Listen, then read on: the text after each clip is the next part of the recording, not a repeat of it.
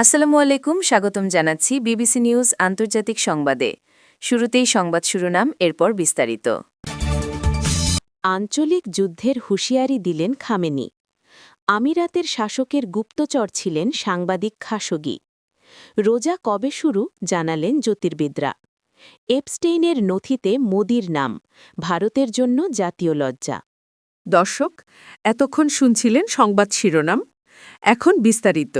আপনি যদি ইসরায়েলের ধ্বংস চান এবং মুসলিমদের পাশে থাকেন, তাহলে ভিডিওতে লাইক করে চ্যানেলটি অবশ্যই সাবস্ক্রাইব করে দিবেন এবং আপনার মূল্যবান মতামত অবশ্যই কমেন্টে লিখে জানিয়ে দিবেন। এখন বিস্তারিত। আঞ্চলিক যুদ্ধের হুঁশিয়ারি দিলেন খামেনি। যুক্তরাষ্ট্র হামলা চালালে তা আঞ্চলিক সংঘাতের রূপ নিতে পারে বলে সতর্ক করেছেন ইরানের সর্বোচ্চ নেতা আয়াতুল্লাহ আলী খামেনি। ইরানের আশপাশে যুক্তরাষ্ট্রের ব্যাপক সামরিক উপস্থিতি ঘিরে সৃষ্ট উত্তেজনাকর পরিস্থিতির মাঝে ওই হুঁশিয়ারি দিয়েছেন দেশটির সর্বোচ্চ নেতা। রোববার ইরানের রাষ্ট্রীয় সংবাদমাধ্যমের খবরে জানানো হয়, খামেনি বলেছেন, ট্রাম্প নিয়মিতই বলেন যে তিনি রণতরী এনেছেন। এসব দেখে ইরানি জাতি ভয় পায় না। ইরানি জনগণ এসব হুমকিতে বিচলিত হবে না। তিনি বলেন, আমরা হামলার সূচনাকারী নই এবং কোনো দেশকে আক্রমণ করতে চাই না। তবে যে কেউ আক্রমণ কিংবা হয়রানি করলে ইরানি জাতি তার বিরুদ্ধে শক্ত আঘাত হানবে। তবে ইরান যুক্তরাষ্ট্রের উত্তেজনায় কূটনৈতিক সমাধানের সম্ভাবনা এখনও রয়েছে বলে জানিয়েছে তেহরান। দেশটির সরকারি কর্মকর্তারা বলেছেন, তারা এমন ন্যায্য আলোচনার জন্য প্রস্তুত যা তাদের প্রতিরক্ষামূলক সক্ষমতা খর্ব করার উদ্দেশ্যে নয়। বর্তমানে যুক্তরাষ্ট্রের নৌবাহিনীর ৬টি ডেস্ট্রয়ার, একটি বিমানবাহী রণতরী এবং ৩টি লিটোরাল কমব্যাট জাহাজ মধ্যপ্রাচ্যে মোতায়েন রয়েছে।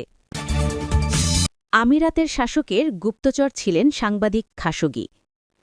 কুখ্যাত যৌন অপরাধী জেফ্রি এপস্টেইনের লাখ লাখ নথি প্রকাশের পর নতুন করে আলোচনায় এসেছে সৌদি সাংবাদিক জামাল খাশোগি হত্যাকাণ্ড।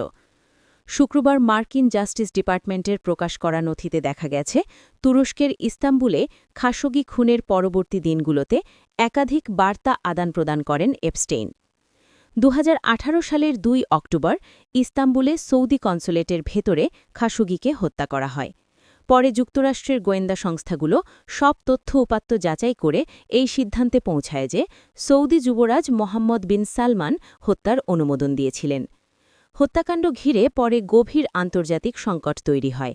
তবে বর্তমান ও তৎকালীন মার্কিন প্রেসিডেন্ট ডোনাল্ড ট্রাম্পের সঙ্গে সৌদি যুবরাজের সখ্যতা থাকায় শেষ পর্যন্ত খুব একটা চাপে পড়তে হয়নি সালমানকে।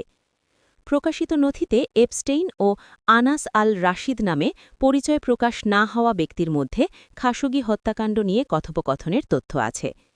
খুনের দিন দশেক পর এপস্টেইনকে পাঠানো এক বার্তায় আল রাশিদ হত্যাকাণ্ডটিকে কুৎসিত, খুবই কুৎসিত বলে বর্ণনা করেন। এর জবাবে এপস্টেইন লেখেন, আমার কাছে এটা আরও বড় কিছুর ইঙ্গিত দিচ্ছে। এমবিজেড অর্থাৎ সংযুক্ত আরব আমিরাতের শাসক মোহাম্মদ বিন জায়েদ যদি তাকে নিয়োগ করে থাকেন, তাতে আমি অবাক হব না। জবাবে হ্যাঁ সূচক ইঙ্গিত দেন আল রাশিদ। রোজা কবে শুরু জানালেন জ্যোতির্বিদরা। ২০২৬ সালে কবে রমজান মাস শুরু হবে সেটির সম্ভাব্য তারিখ জানিয়েছেন জ্যোতির্বিদরা। যেসব দেশ নিশ্চিত চাঁদ দেখার ওপর নির্ভর করে রমজান ঘোষণা করে, সেসব দেশে শাবান মাস ৩০ দিনে পূর্ণ হওয়ার সম্ভাবনাই বেশি বলে জানান তারা।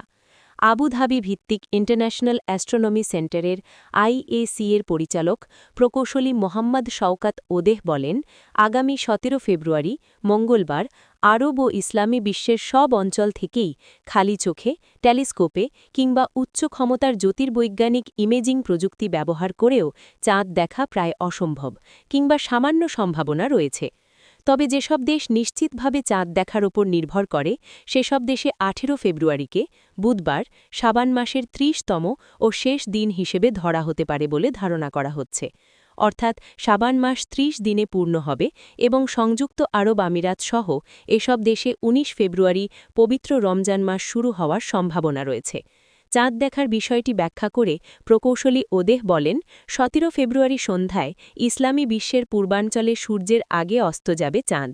এছাড়া মধ্যাঞ্চলে সূর্যের সঙ্গে একই সময়ে অস্ত যাবে এবং পশ্চিমাঞ্চলে সূর্যাস্তের কয়েক মিনিট পর অস্ত যাবে চাঁদ।